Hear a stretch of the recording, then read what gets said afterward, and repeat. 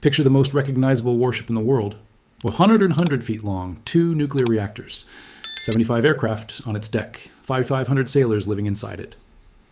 The USS Abraham Lincoln, hull number CVN-72, is not just a ship.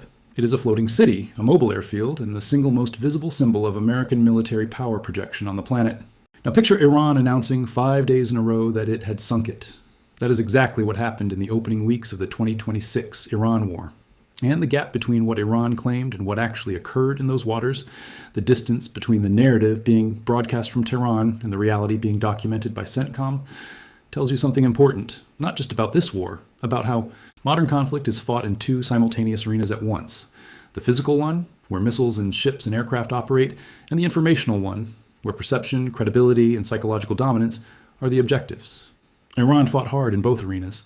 It won some engagements in one and lost badly in the other, and understanding which was which requires going back to the beginning, to the weeks before Operation Epic Fury even launched, when the Lincoln was already operating in contested waters and Iran was already probing its defenses. Before the war, the drone that didn't make it, the USS Abraham Lincoln, had been positioned in the Arabian Sea for weeks before February 28th. That deployment was deliberate, part of what the Trump administration described as an armada, the largest U.S. military buildup in the Middle East since the 2003 invasion of Iraq. The Lincoln's presence was meant to send a message. Iran received the message and began testing the response. In early February, weeks before a single strike had been ordered, before Operation Epic Fury had a name, an Iranian Shahed 139 drone flew toward the USS Abraham Lincoln in the Arabian Sea. It flew aggressively on a direct intercept course at a range that left no ambiguity about its intent. A US F-35 fighter jet launched from the Lincoln's deck, intercepted it, and shot it down. No American service members were harmed. No U.S. equipment was damaged. That incident was reported quietly and received limited coverage. But it established something critical about the operating environment the Lincoln was already in. Iran was not waiting for the war to start to begin probing the carrier's defenses. The testing had already begun. And the F-35 that shot down the drone had already demonstrated that the Lincoln's combat air patrol was functional, alert, and capable of responding to threats at close range before they became threats to the ship. What that drone was actually doing, surveillance, provocation, testing radar response times, mapping the carrier's strike group's defensive posture, is not publicly confirmed. What is confirmed is that it flew toward the Lincoln and it never came back. That was round 1. There were more coming. March 1st, the claim that started 5 days of noise on March 1st, 2026, less than 72 hours into Operation Epic Fury. Iran's Islamic Revolutionary Guard Corps issued a statement that immediately circulated across Iranian state media and then across global social media platforms. The U.S. aircraft carrier Abraham Lincoln was struck by 4 ballistic missiles. The statement warned that the land and sea will increasingly become the graveyard of the terrorist aggressors. It framed the strike as a retaliatory operation, a demonstration that Iran could reach the most protected naval asset in the world. The IRGC claimed the Lincoln had been hit, damaged, and that the carrier strike group was retreating. Within hours, video appeared online purporting to show the Lincoln on fire. The footage spread rapidly. It showed a large vessel engulfed in flames, smoke rising, the visual confirmation of everything the IRGC had claimed. U.S. Central Command responded the same day. Iran's IRGC claims to have struck USS Abraham Lincoln with ballistic missiles. Lie. The Lincoln was not hit. The missiles launched didn't even come close. The Lincoln continues to launch aircraft in support of CENTCOM's relentless campaign to defend the American people by eliminating threats from the Iranian regime. Fact-checkers traced the video. PolitiFact confirmed it was fake, footage that had first appeared online on June 23, 2025, during the earlier 12-day war, recycled and recirculated. Lead stories identified the burning ship footage as almost certainly generated in the Arma 3 military simulation video game. The developers at Bohemia Interactive, the studio that makes Arma 3, had already published a guide explaining how to distinguish game footage from real combat video, specifically because their game had been used to generate fake war footage multiple times before. Robert Farley, a senior lecturer in diplomacy and national security at the University of Kentucky, offered the simplest rebuttal. If a ballistic missile had actually struck a U.S. aircraft carrier, 5,500 sailors and the crews of every escort ship in the strike group would have witnessed it. There would have been no controlling that story. No press statement could contain a burning carrier. No CENTCOM tweet could suppress 5,900 eyewitness accounts. There were no eyewitness accounts, because the Lincoln was not hit, but Iran had only just started. 5 days in a row.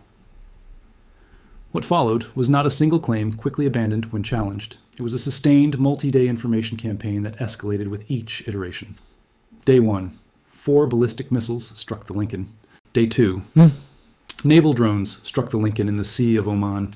The carrier and its escorts had retreated more than 1,000 kilometers from the area at high speed. Day 3.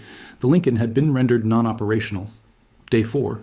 The carrier had been forced to withdraw from Gulf waters entirely. Its combat mission terminated. Day 5. The Lincoln had miraculously resurfaced after encountering Iranian missiles and drones, Iran's own state media acknowledging the carrier was still operating while framing that fact as somehow consistent with their earlier claims.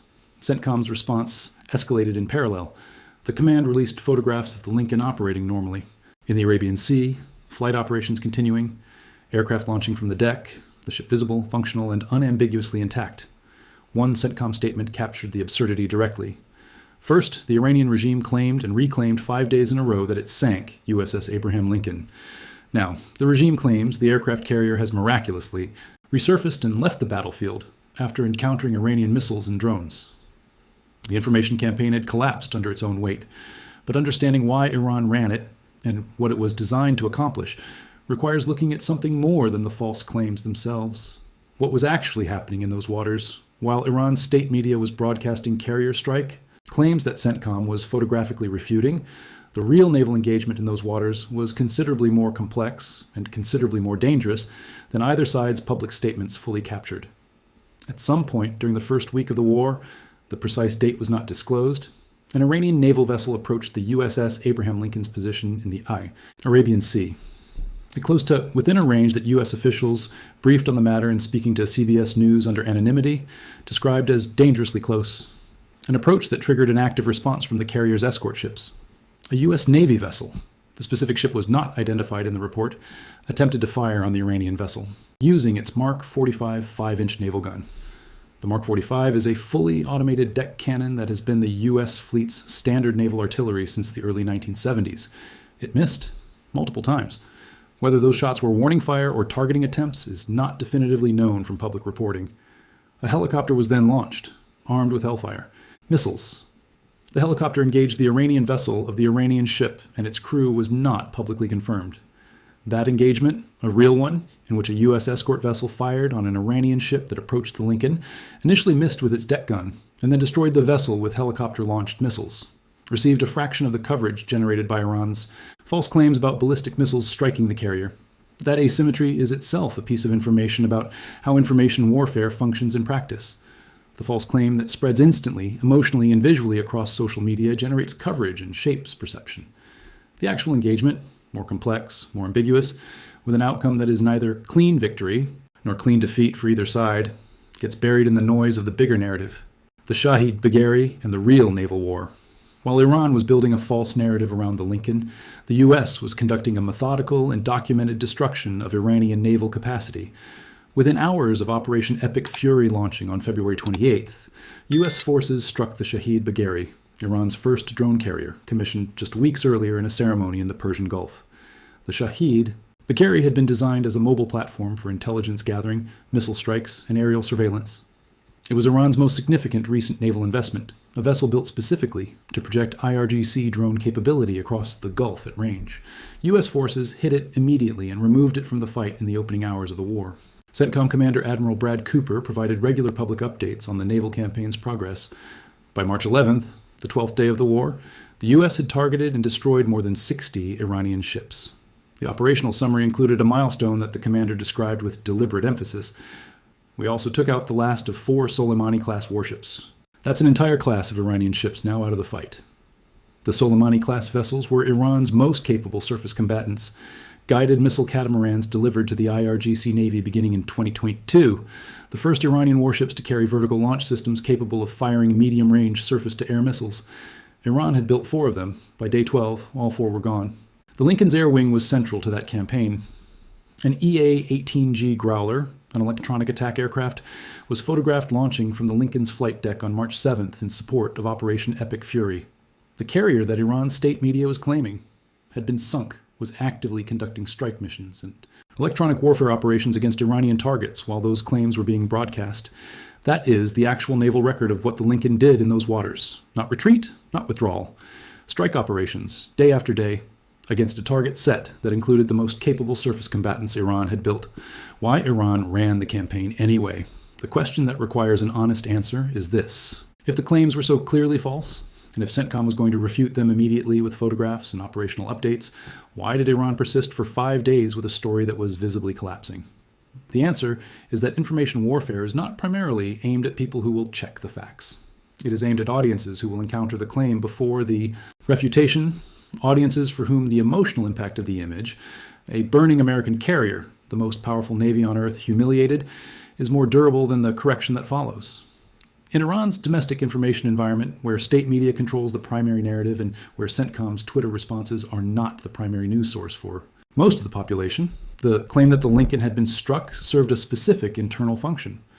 A population absorbing U.S. and Israeli airstrikes on its capital, its nuclear facilities, its military infrastructure, and its supreme leader needed a narrative of resistance, something that said the strikes were being answered, that Iranian military power was not simply absorbing punishment, but delivering it. In the broader regional information environment, across populations in countries whose governments were not participating in the conflict, but whose populations were watching, the claim that Iran had struck an American carrier, even a false claim, planted a seed of doubt about American military invulnerability that persisted beyond the fact check. The correction reaches the people who went looking for it. The original claim reaches everyone else. This is not new. It is the operating logic of state information warfare that goes back decades. What changed in 2026 is the speed of distribution, the ability of a false claim to reach millions of people in minutes through social media platforms that have no editorial filter, combined with AI-generated and video game footage that is visually convincing enough to pass a casual inspection before fact-checkers can reach it. The Arma 3 video of a burning carrier was not designed to fool defense analysts. It was designed to hold for the first 6 hours, to exist in the information environment long enough for the emotional impression to set before anyone with the tools to examine it closely had done so. It mostly worked as intended. The claim spread, the video spread. The narrative of an embattled American carrier reached audiences around the world before CENTCOM issued its first denial. The correction spread more slowly through different channels to a smaller audience. That asymmetry between the speed of false information and the speed of accurate correction is the fundamental structural advantage that state information warfare exploits. What the Lincoln actually represents. Strip away the claims and the counterclaims, the fake video and the CENTCOM photographs, the 5 days of state media narrative and the operational updates from Admiral Cooper. And what remains is a clearer picture of what the USS Abraham Lincoln actually was in this conflict and why Iran needed, strategically, to attack it in the information space even when it could not reach it in the physical one. The Lincoln was the most visible single asset of American power in the region. It was launching strikes into Iran from the Arabian Sea. Its air wing was flying missions that were killing IRGC commanders and destroying Iranian military infrastructure. Its escort ships were firing Tomahawk missiles at targets inside Iranian territory. Every aircraft that left the Lincoln's deck and every missile that left the destroyers around it was a concrete demonstration that American military reach extended directly into Iranian sovereign territory from 340 kilometers offshore. For Iran, demonstrating that it could reach back, that the Lincoln was not invulnerable, that American naval power projection carried a price, was a military objective it could not achieve physically and therefore pursued informationally.